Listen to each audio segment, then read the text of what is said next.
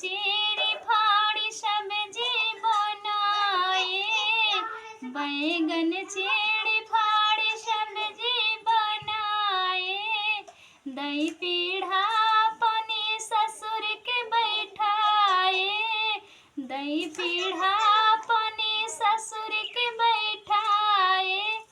खाते समय मुँह बिच कामय तोहार कसम,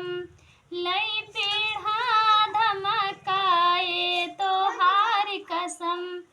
बैगन मोल मंगाए तोहार कसम, बैगन मोल मंगाए तोहार कसम, बैगन चीड़ी फाड़ी सब्जी बनाए, दही पीढ़ा पनी जट के बैठाए, दही पीढ़ा पानी जेठ के बैठाए, आते समय मुँह बिच कामय तोहार कसम, लई पीढ़ा धमकाए तोहार, बैगन मोल मंगाए तोहार कसम, बैगन चीरी फाड़ी सब्जी बनाए, लई पीढ़ा पानी देवर के बैठाए, पीढ़ा